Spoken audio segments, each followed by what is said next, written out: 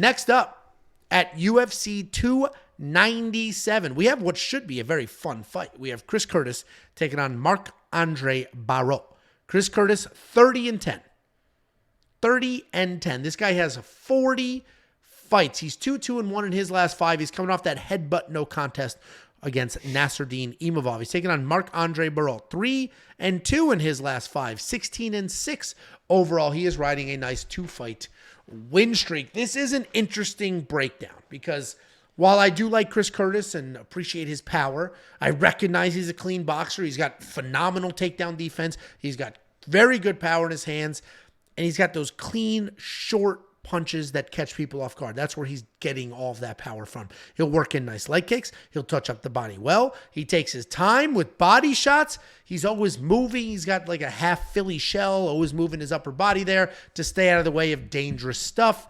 He's primarily a counter striker, though, and unfortunately, that does work against him because he's given up minutes on the scorecards while backing up, trying to land that big counter hook. He's coming off that no contest with Nasruddin Imavov where he was getting touched up and he did get taken down. He's taking on Marc-Andre Barriault. This guy's a well-rounded fighter, solid kickboxing, good takedowns, good jiu-jitsu. Marc-Andre's typically pressuring forward, wearing you down on your feet. He's got an impressive striking volume with almost 6 significant strikes landed per minute, but he's also hit with more than 5. He's coming off that fight of the night win over Eric Anders where he defended 10 takedowns and had a knockdown, which was somewhat new for him. I'm going to lean Marc-Andre here. And I know what should happen is Marc-Andre just marching forward, plodding forward, should play perfectly into Chris Curtis's style. Chris Curtis is a counter striker, so somebody marching him down should be exactly what he wants, and it should work perfectly for him. That's how he knocked out Brendan Allen. That's how he knocked out Phil Hawes. That's how he, made that name for himself in the UFC. But we are in Canada. Marc-Andre is tough. And I don't think Chris Curtis backing up, looking for a big left hook is going to win him the fight here. I don't think he's knocking out Marc-Andre. I do think this could look exactly like the Jack Hermanson fight. And Chris Curtis is going to be low volume, backing up, a little too tentative. And the Canadian judges are not going to like it. We got a Canadian fan favorite who comes forward, who puts on volume. I think Marc-Andre is going to steal a decision here. And I like him at this dog money. I have a bet on him at plus 150, I think. And I'm going to keep watching these odds. They continue to widen. I only threw a quarter of a unit because I wanted to catch these odds. So I might throw a little bit more on him as long as this continues to widen. But I like Marc-Andre, and I just think it's going to be not a great look for the judges with Chris Curtis's counter-striking. What do you think, Jakey boy? Do you know the Canadian national anthem? Oh, Canada. Oh, Canada. The maple leaves run in our blood. I mean, there's no need to be disrespectful if you don't know it. I thought, honestly, I took a shot. Oh, Canada, our home and native land. We love the trees and the snow as well, oh yes. That's not it. That's not it. Is that it? No, that's not it. Why did you do your breakdown? What are you doing, Because there's dude? no You just disrespected way. the fucking... Imagine if I was singing the Canadian- national anthem and you just interrupted me like that, this place would go fucking berserk. You can't just interrupt somebody. Our home and native land. Our home and native land, true patriot, loving all of us command. I love the trees and snow. Go ahead.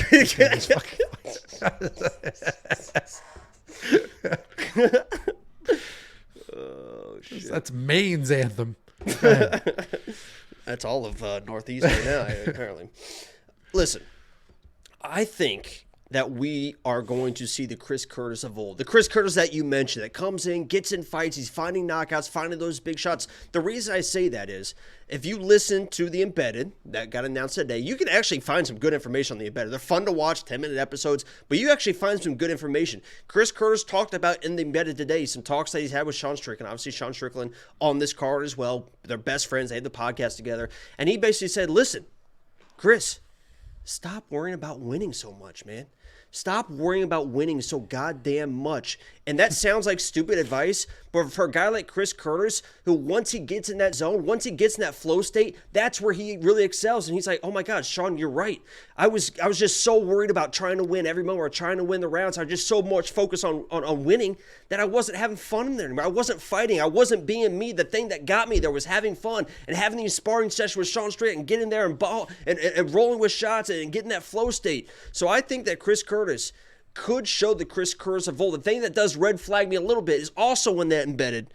He was already pleading. Practicing backing up. He was already pleading with Marc-Andre, saying, listen, come forward, please. I don't want to chase you the entire time, because you know how he hates chasing people. He's like, listen, I don't want to chase you. Come forward. Let's have a fun fight. And if they do have a fun fight, and this turns into a just stand in front of each other boxing type fight, guess what?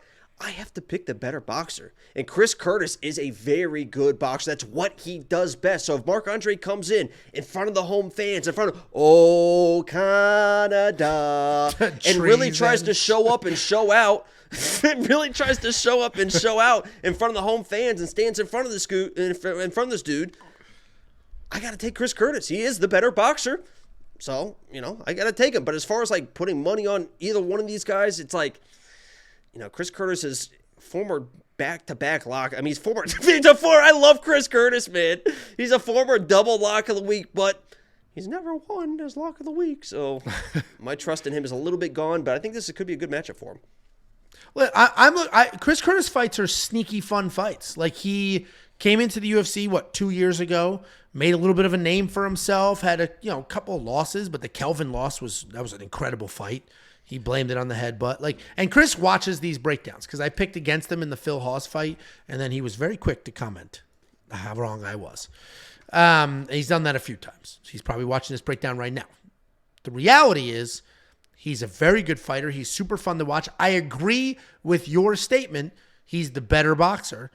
And if they're going to stand toe-to-toe and just let it go, Chris has to be the pick.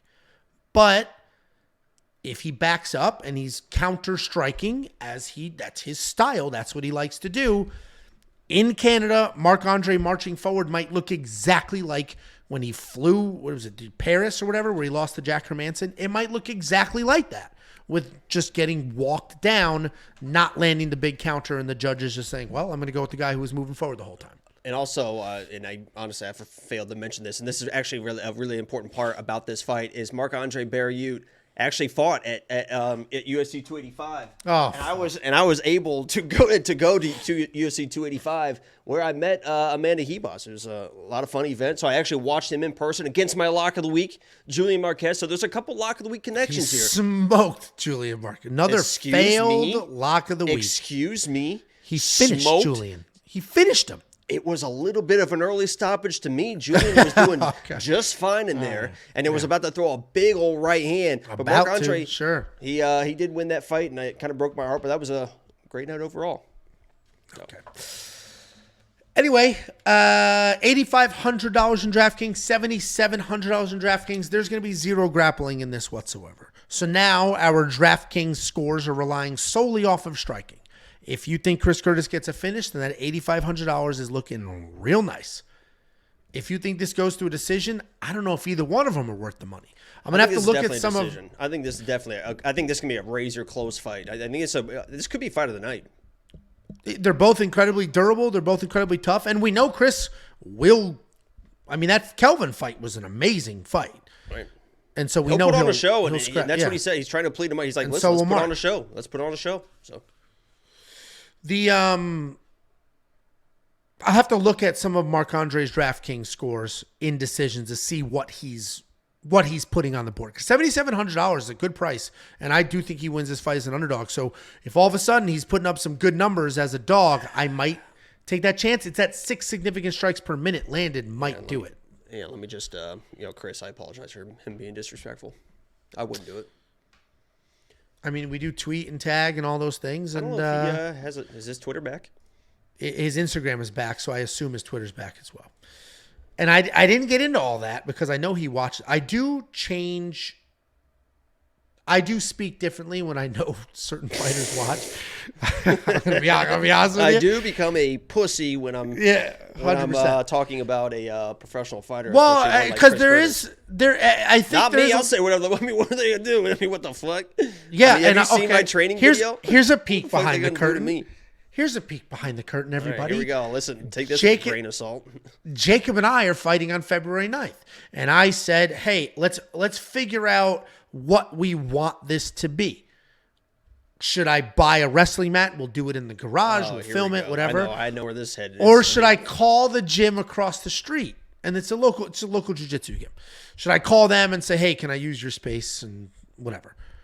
And then I was like, dude, we should, like, we're well past 20,000 subscribers. Like, we have a very big, notable gym here in Dallas. We should be doing stuff with them. We should go there, use their space potentially, like something. And we're talking about Fortis MMA. And Jacob's like, I can't go there. Joseph Holmes is there. Because Jacob likes to run his mouth, and Joseph Holmes threatened to beat the brakes off of Jacob.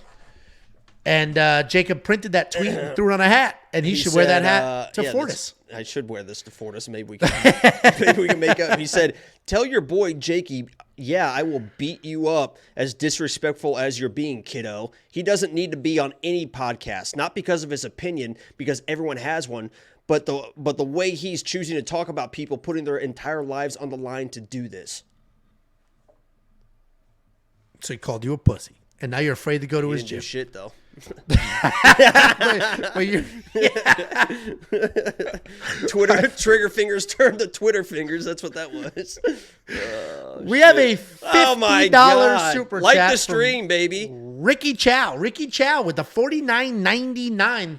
Ask the level of confidence on the over 1.5 in the main event. Yes, I agree. Sean Strickland is not a bitch. Dricus Duplessis is not a bitch. Neither one of them are typically finishing people that early. So it's surprising that it is a 1.5 round line. I would have definitely suspected a 2.5 with even some decent money on the over on that, to be honest with you.